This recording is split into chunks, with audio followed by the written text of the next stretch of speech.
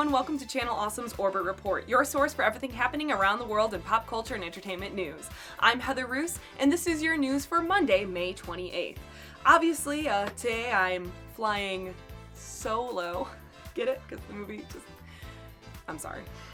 Anyway, this week there was a ton of casting news announced. First of all, we now know who's going to be playing adult Ben for It Chapter 2. He's going to be played by Jay Ryan, who is on CW's Beauty and the Beast, also on Mary Kills People. So that means now we only have one member of the Losers Club who is not cast. So Mike is the only person now for It Chapter 2 who has not been cast. Let me know in the comments below who you think would be a good idea, a good person to play Mike in It Chapter 2. Also this week, John Wick Chapter 3 made some major casting announcements. First of all, Angelica Houston is going to be joining the cast. She's going to be playing the director, so we're assuming that she's going to be playing the director of the High Table Assassins Guild.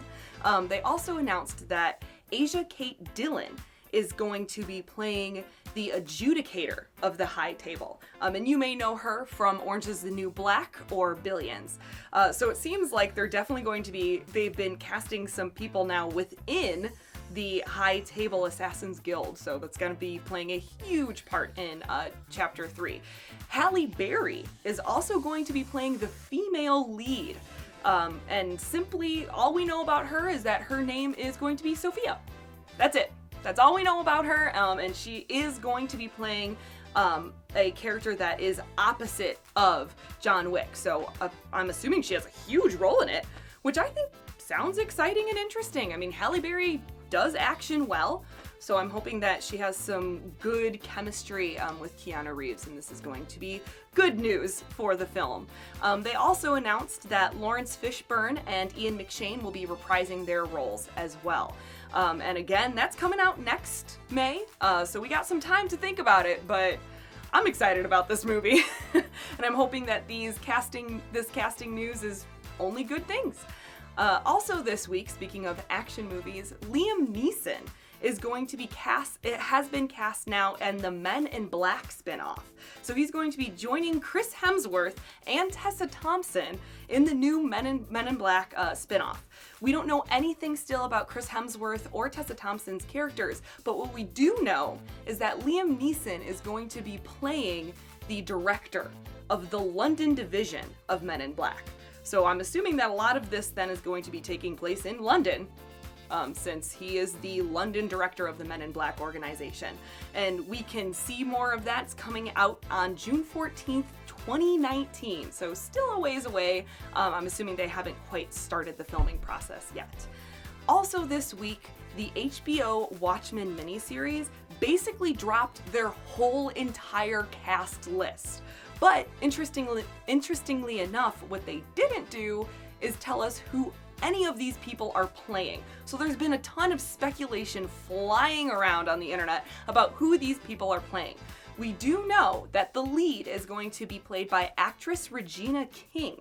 So a lot of the speculation is that she's going to be playing Angela Abraham.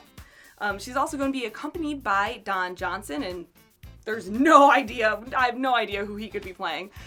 Tim Blake Nelson and Louis Gossett Jr., who people have been speculating may be playing Old Man, and Adelaide Clemens, who people have been speculating may be playing Pirate Jenny, and then lastly, Andrew Howard.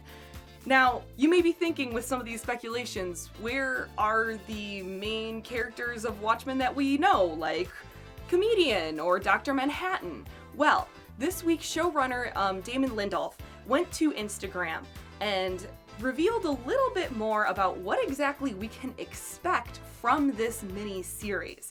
Basically, what he said is that it's not going to be a direct adaptation. In the letter that he posted on Instagram, he basically said that he wanted to respect the fact that Alan Moore has said that Watchmen is made for a specific medium, and that medium is comics. So instead of retelling that story again, he wants to create something that uses the Watchmen series as a base and kind of goes off of that. So in this world, the events of Watchmen have happened. Like, the comedians died, all of that has all happened. It's just that now this series is going to be what he's calling a modern retelling of the characters and of the story, but with some of the same characters that we've seen before within the Watchmen universe. And he's also said it is definitely not a doomsday clock series as well. So this is going to be really interesting. I think that could go really well or really poorly. Although I will say, if you read the letter that he posted on Instagram, he definitely shows that he understands the source material and the tone and even the culture surrounding this graphic novel, this phenomenon really within the comic universe.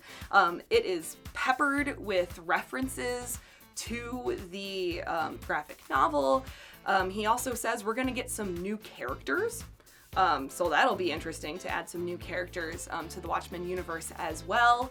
One of the things that, as soon as I started reading this letter that he put on Instagram, that made me laugh and say, okay, you know what, this guy totally understands the universe here, is he kind of opened with, hello, I am the man who is currently defiling something that you love, and let me tell you more about it. Like, all right, well, he knows no matter what he does, it's going to be under a microscope from all of the comic fans.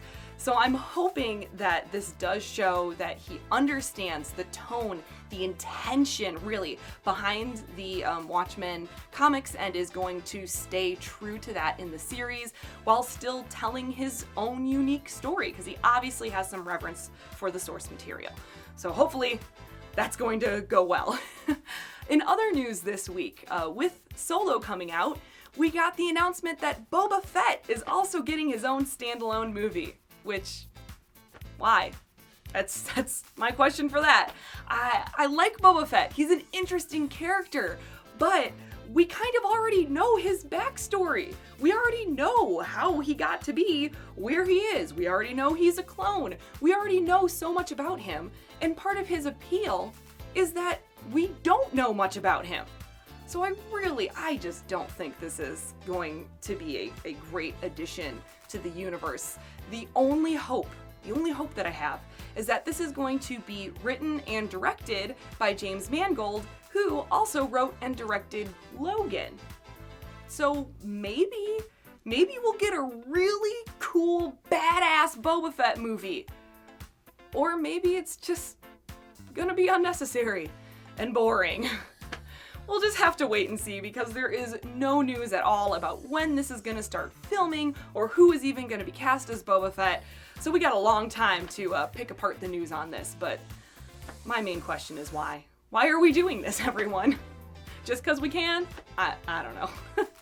Also this week, we got our first look at Matt Groening's new animated series called Disenchantment. And it sounds like he's going to be doing to the fantasy world with this what he did to the sci-fi world with Futurama. So I think it sounds pretty interesting. It follows a princess who has decided that being a princess and ruling a kingdom is boring. So instead, she goes on an adventure with a demon and an elf who is aptly named Elfo, throughout this fantasy land. And the pictures that they released really show exactly what I would have expected. The princess is surrounded by beer. Apparently she is a heavy drinker. Common theme, I guess, in some of Matt Groening's work. Seems like maybe a Bender type character, which, all right, sure, let's do it. And that's actually coming out on Netflix in August, and it's going to be a 10-episode series. The first season is just 10 episodes. I'm sure they're kind of waiting to see exactly how it's going to be received by the fans before they start moving on. But if it's anything like Futurama, I'm excited for it. I'm ready for it. And in fact, there's going to be a couple of Futurama alumni who will be adding their voices to the cast, including John DiMaggio and Billy West. They're not going to be playing the leads, but they're going to be in there at some point. So again, that comes out on August 14th on Netflix. Lastly, there was some news this week that The Expanse, the sci-fi show that was dropped last week, has been picked up by Amazon for a season 4, and fans are very excited about it. I've heard that it's a great sci-fi show. Personally, I haven't watched it, but I saw that there was a lot of people really rallying around this show, so it's exciting. It's going to be moving on to Amazon, and this is not the end of The Expanse. So good job, fans. You got another show picked up by a new network in order to keep it running. So nice work, fans.